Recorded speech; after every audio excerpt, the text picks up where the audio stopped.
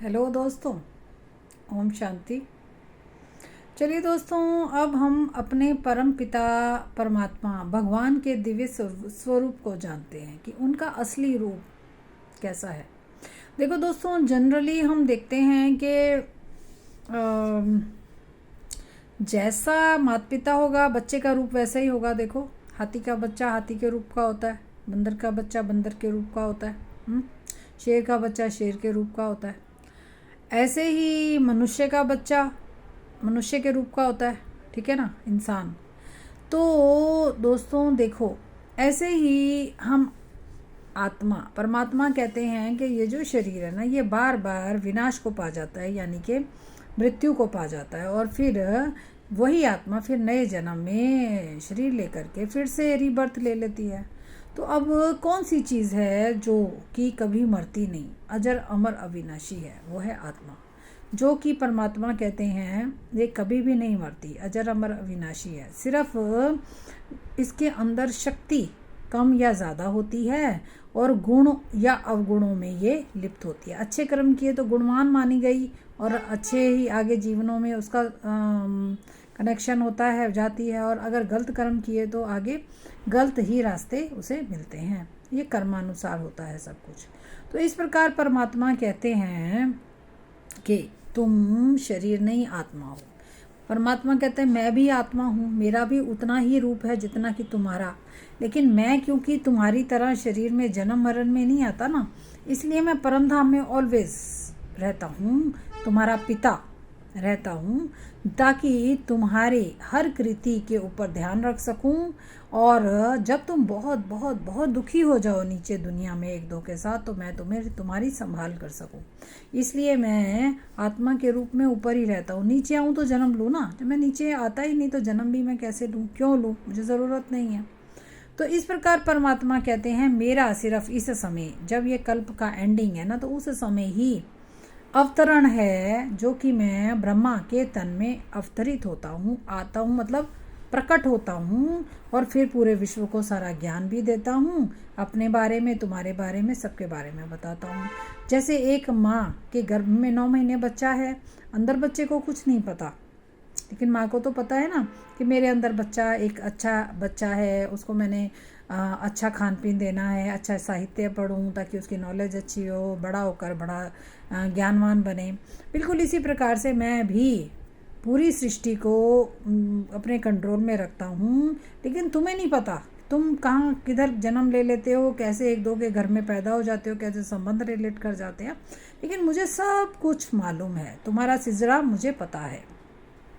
तो इस प्रकार बाबा कहते हैं कि मैं आत्मा हूँ, लेकिन मुझे भी बोलने के लिए तो मुंह चाहिए ना, शरीर चाहिए, तो मुझे भी अवतरण लेना पड़ता है, और उसके शरीर में आता हूँ, जिसने इस सृष्टि पे पूरे 84 जन्म लिए हैं। 84 बर्थ्स टोटल हैं तुम्हारे, लेकिन कई आत्माएं कम ज़्यादा भी जन्म लेती हैं, कोई कम कोई ज़्यादा, कोई 84, मतलब मैक्सिमम 84 बर्थ्स हैं तुम्हारे।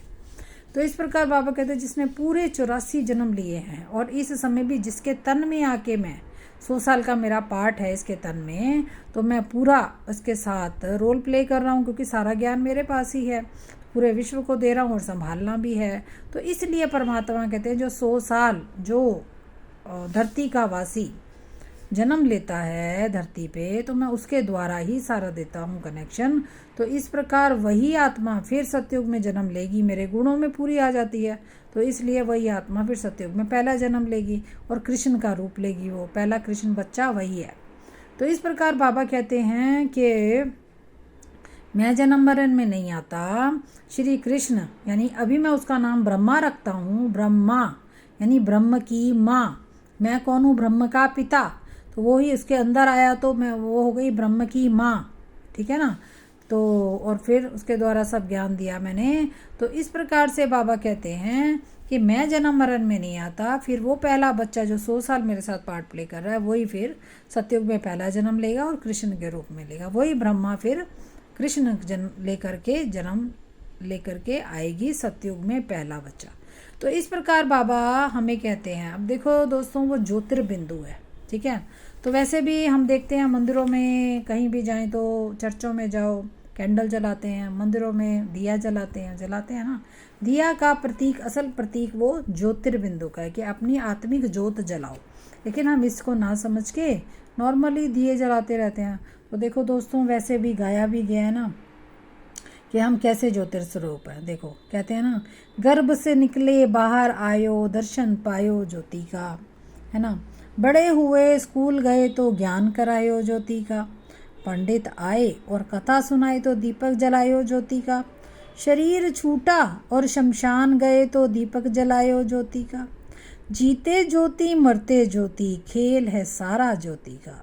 हम उस लोक के वासी हैं दोस्तों, जहाँ से चलता सारा खेल, और सभी आत्माएं ऐसे चमकती जैसे बिन बाती बिन तेल। इससे स्पष्ट है दोस्तों कि हम सभी आत्माएं ज्योतिर्स्वरूप हैं। वैसे भी देखो दोस्तों, जब बच्चा पैदा होता है तो हम क्या कहते हैं, कोई लड़का पैदा होता है क्या कहते हैं, कुल का दीपक आ गया, दीपक। तो यहाँ भी यही बात शो हो रही है। और इसी प्रकार से दोस्तों देखो कि जब बच्चे स्कूल जाते हैं तो वहाँ पे भी प्रार्थना होती है, तो क्या कहते हैं भगवान से, हे प्रभु ज्ञान के दाता, ज्ञान हमको दीजिए, अंधकार हमारा दूर कर, प्रकाश से हमको भर दीजिए। तो इस प्रकार हम कैसे कह सकते हैं कि कोई भी देखो ब्राह्मण हमारे घर में अगर आता है और ज्ञान सुनाता है तो एक कलश पर दीपक रखता है। अब देखो दिन का उजाला हो और दीपक की क्या ज़रूरत है, लेकिन इसका अर्थ है कि इस आध्यात्मिक ज्ञान को प्राप्त करने के लिए तुम अपनी आत्मिक स्वरूप को बुद्धि में रख कर उसे सुनो। तो देखो दोस्तों, लास्ट में आत्मा जब शरीर छोड़ती है ना, तब भी दीपक जलाते हैं, मतलब आत्मा ज्योतिर्स्वरूप है। ठीक है, अब आगे नेक्स्ट ऑडियो में डिस्कस करेंगे। अच्छा, ओम शांति।